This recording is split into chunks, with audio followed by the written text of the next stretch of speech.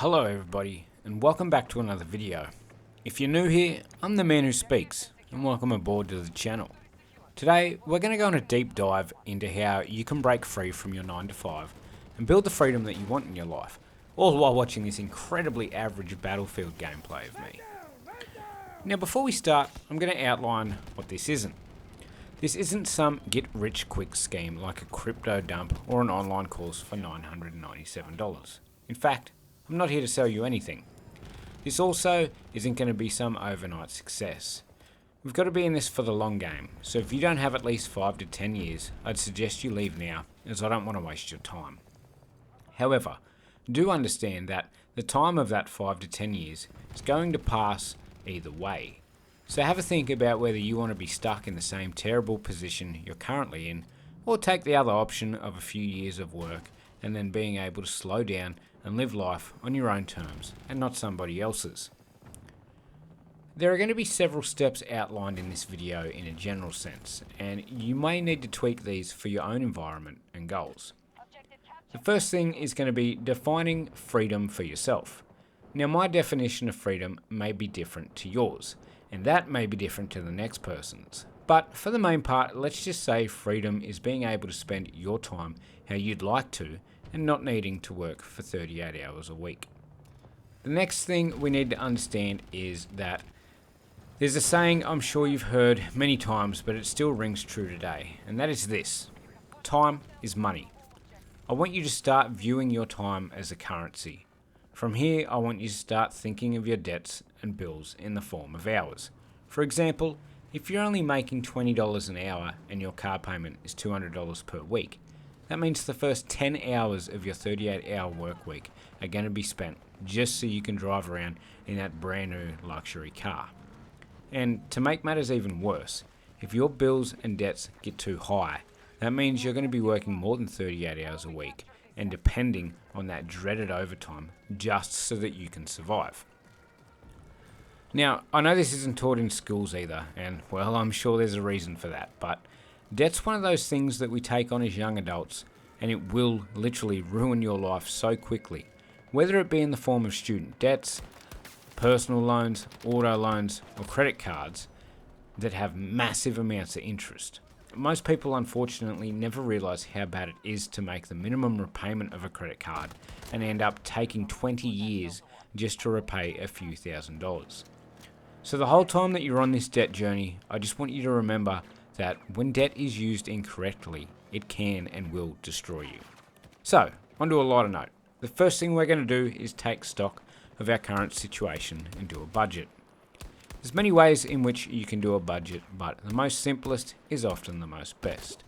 So I want you to go back through your bank and all your bills and add up all these expenses, whether that be on paper with a pen or Excel or Word. Now I currently get paid weekly, so I run a week 1 and week 2 budget, as every other week I cover the after school care costs of the week that my wife doesn't. I'll throw up a rough draft of what this would look like. On yours, include your income and how much you have left after all your bills are paid. From here I'm hoping you've got some money left over after each pay week, otherwise you're going to need to sell some of your stuff and get a second job. And yes, I really do mean this. Sell the car that you can't afford and buy a $2,000 junker and just keep grinding it out until you're out of debt. The best method I've ever used is paying off the smallest debts first, and then you take that whole payment from the debt that doesn't exist anymore and you put that on to the next debt. For anyone interested, this is referred to as the debt snowball method, and it was made popular by Dave Ramsey. Understand that paying all this debt out is by no means an easy task. If you do manage to achieve this, it means you really are committed to breaking free from your 9 to 5. Give yourself a pat on the back for consistency and be glad that the hardest part of this journey is now over. If I could please ask you guys to give this video a like. It doesn't cost you anything and it helps this channel grow so that I can reach and help others. I'd love to hear from you in the comments below on where you're up to in your own debt busting journey and how it's going. And if you want more content like this, please feel free to subscribe. Okay, so you've gotten out of debt. What comes next? We need to look at ways we can take the extra earnings from your day job and use it to make more money to fund your lifestyle. But before we do that, we're going to want to reevaluate that budget. That way you can figure out exactly how much you need to have coming in to be free from your 9 to 5. As an example, let's take Steve. Steve finds out after paying his debt, cutting back on vacations, drinking coffee from home and cooking his meals at home, he can live off $600 a week if he decided to. From here, we times that by 52 weeks in the year, meaning Steve needs roughly around $31,000 per year to live.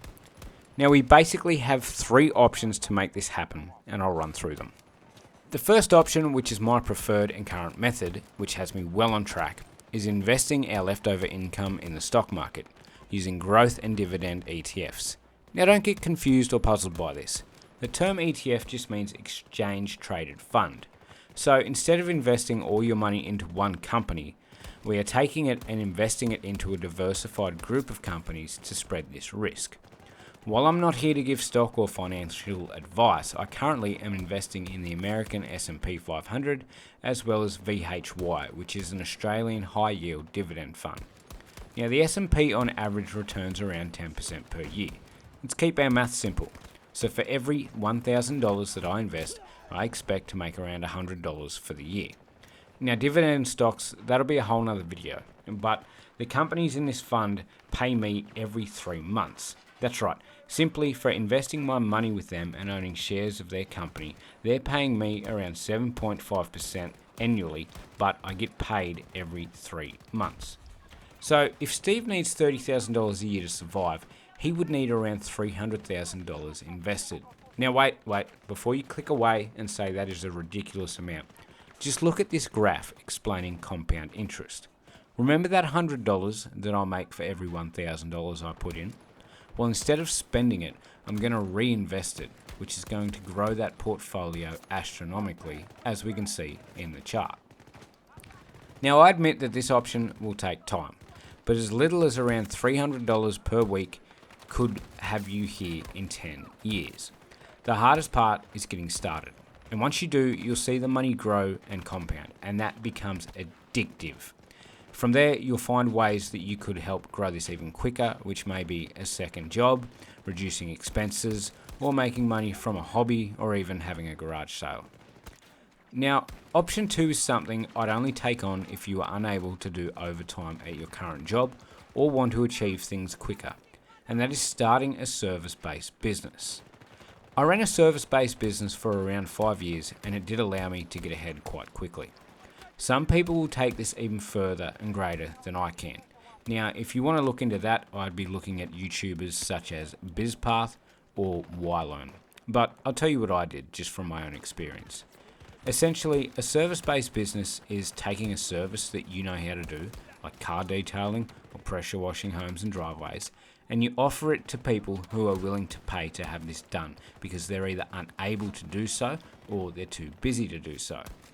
After business operating costs during the peak of when I had my own business, I was billing my own time out at $60 per hour.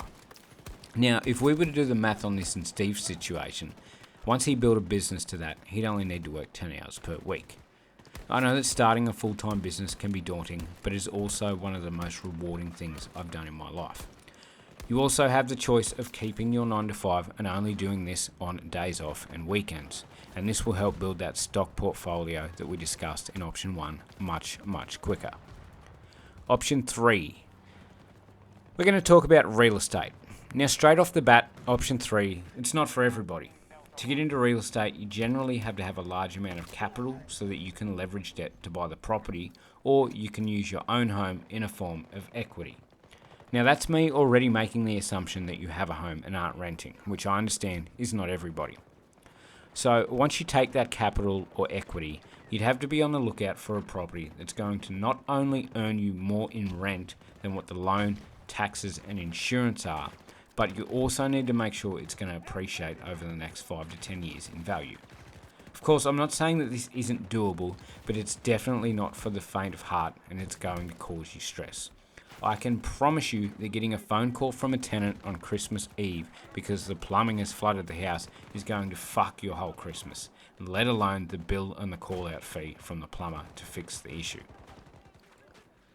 Today's video is brought to you by me. That's right, I don't have any sponsors, But hey, if you'd like to drop me even as much as $1 so that I can enjoy a cup of coffee, I'd highly appreciate that. So you can find the link down below in the description to buy me a coffee. So take a good hard look at yourself and figure out which one of these 3 options is for you. From here, it's going to be as simple as time. That's right, time is the greatest lever in all of this. Stay out of debt, continue to grow your stock or real estate portfolio, or keep working on creating a service-based business and watch it grow. I promise you that if you go the extra yards now and do what other people are not going to be willing to do, you will live the dream life of eventually not having to work a 9 to 5. I know several people in my close network that have also used tactics like these, and within 2 to 3 years, some of them were able to cut down to only working 15 hours per week. Well, that's about all for this video, guys. Let me know your thoughts on this one down below. Feel free to reach out with any questions and I'll be sure to answer them.